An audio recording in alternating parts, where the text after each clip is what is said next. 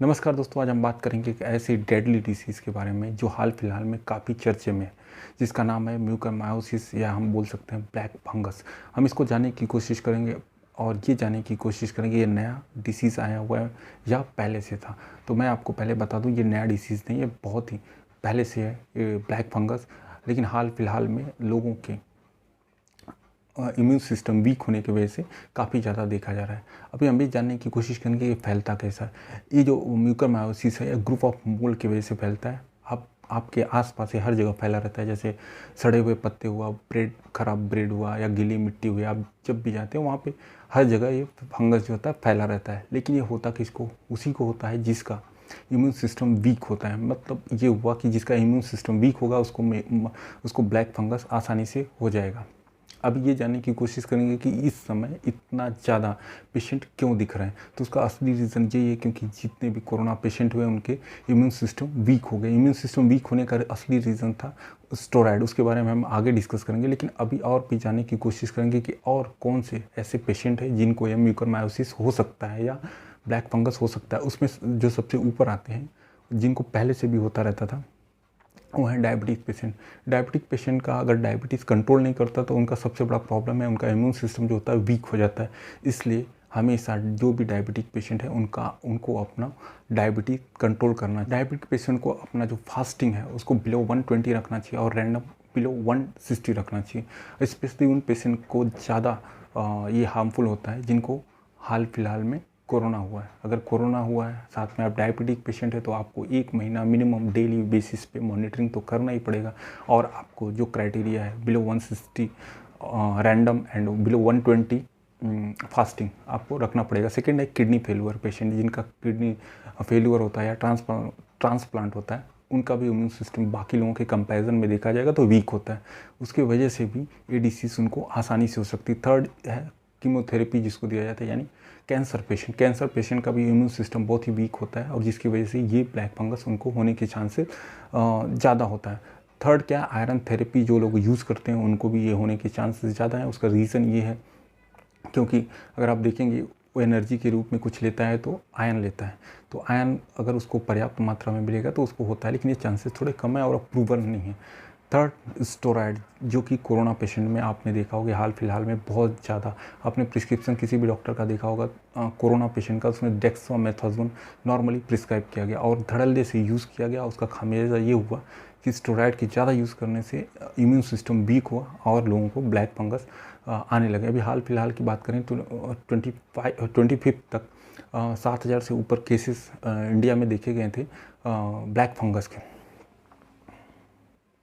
अब हम ये जानने की कोशिश करेंगे म्यूकोरमाइसिस के टाइप कितने प्रकार के, कितने पार्ट को, कौन से पार्ट को ये डिस्टर्ब करता है। तो नंबर 1 पे आता है राइनोसेरिबल, जो कि आपके साइनस, जो कि यहाँ का पार्ट है, इसको डिस्टर्ब करता है। सेकेंड इज पल्मोनरी म्यूकोरमायोसिस, जो कि आपके लंग को डिस्टर्ब करता है।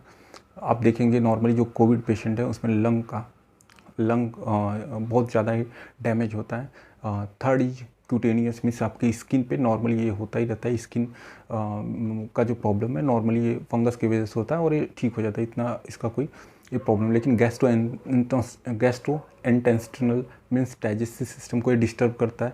And fifth not least disseminated जो आपके ब्रेन को डिस्टर्ब करता है। तो ये छः टाइप के म्यूकोरमायोसिस हैं। लेकिन हाल फिलहाल में जो देखा जा रहा है आपके साइनस को डिस्टर्ब कर रहे हैं, लंग्स को डिस्टर्ब कर रहे हैं, आपके डाइजेस्टिव सिस्टम को डिस्टर्ब कर रहे हैं और ब्रेन को।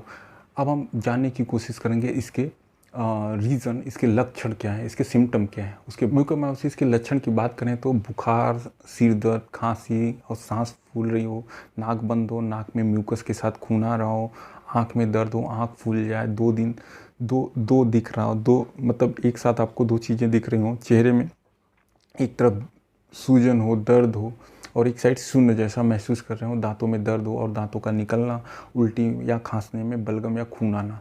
तो अभी ये सब सिम्टम आने के बाद हमें करना क्या चाहिए उसके बारे में हम जान लेते हैं। अगर ऐसे सिम्टम आपको नज़र आए, पहला काम है आपको हॉस्पिटल जाना चाहिए। कोशिश कीजिए आप मल्टी स्पेशलिटीज़ हॉस्पिटल में जाएं, क्योंकि आप नर्सिंग होम में जाते हैं तो वहाँ पे ट्रीटमेंट उतना प्रॉपर वे में नहीं मिल पाएगा ब्लैक फंगस का। उसका रीज़न क्या है?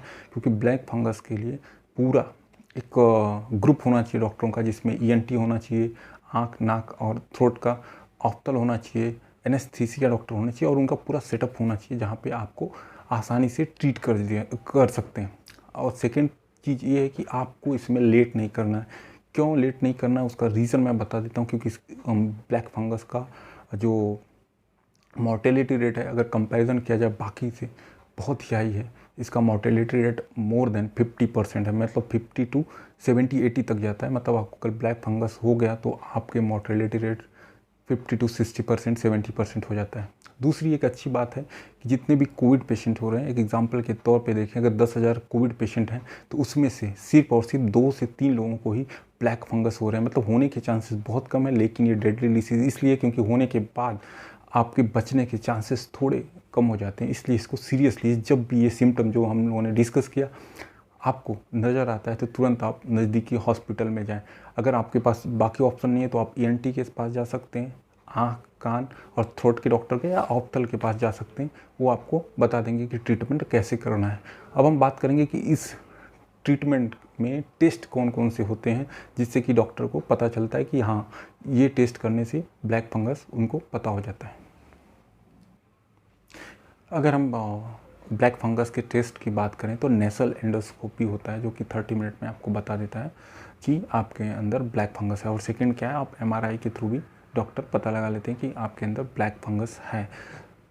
अगर हम ट्रीटमेंट की बात करें तो डॉक्टर एंटी फंगल यूज़ करते हैं। उसमें से आपको एम्फोटेरासिन हो जाएगा, इंजेक्शन है, पोसा कोनाजोल हो जाएगा, और साथ में डॉक्टर जो है सर्जरी के थ्रू जितने भी डेड सेल होंगे उनको हटाएंगे। क्योंकि जब तक डेड सेल को हटाएंगे नहीं तब तक वहाँ पे मेडिसिन पहुँच नहीं पाएगी और रिजल्ट उतना फास्ट आएगा नहीं जितना कि आना चाहिए। अब हमारे पास एक क्वेश्चन ये भी आता है कि जो फर्स्ट वेव थी उसमें ये ब्लैक फंगस क्यों नहीं दिखे। उसका सिंपल सा रीज़न है, क्योंकि उस समय डॉक्टरों ने स्टेरॉयड का यूज़ नहीं किया। अभी आप ये बोल सकते हैं कि स्टेरॉयड का यूज़ करने की ज़रूरत क्या है, तो आपको ये जानने की ज़रूरत है स्टेरॉयड जो है एक संजीवनी की तरफ है। अगर रिजल्ट आपको बहुत ही अच्छा चाहिए तो डॉक्टर लोग स्टेरॉयड यूज़ करते हैं। लेकिन प्रॉब्लम ये होती है जब स्टेरॉयड आप ज़्यादा यूज़ करने लगते हैं तो प्रॉब्लम क्रिएट होती है, आपको इम्यून सिस्टम वीक कर देता है।